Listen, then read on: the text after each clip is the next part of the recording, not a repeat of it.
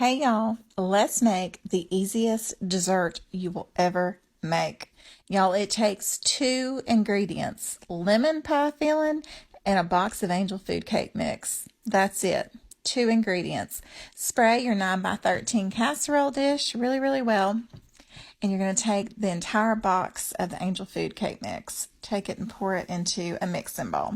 Y'all, this is one of those recipes that you find and you hold on to forever because it is so easy. It is so easy, but it makes it, honestly, it tastes like you've been in the kitchen all day, like squeezing lemons and making angel food cake, but you haven't.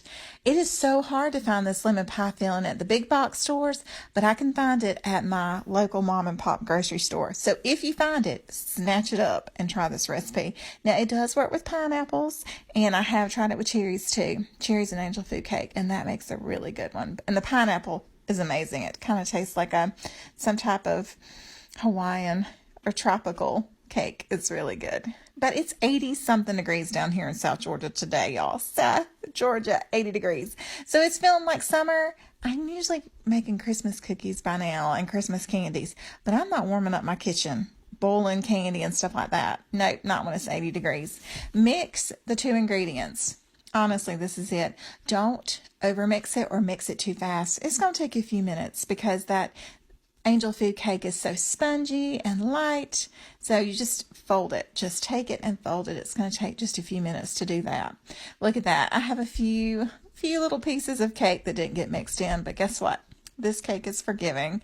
This dessert is forgiving, and all I have to do is mix it once I get it in the casserole dish.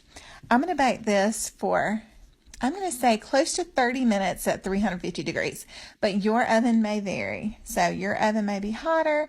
Go ahead and start looking for the edges to get golden brown. As soon as the edges get golden brown, pull it out of the oven, and immediately once you pull it out of the oven, I'll show you what you should do. It's so good. As soon as I pull mine out of the oven, I take powdered sugar. It's still warm, it's still really moist, and that powdered sugar, when you take it and spread it on, kind of forms a crust. That sugar starts melting into the bars, and it forms a crust. It is so amazing, y'all.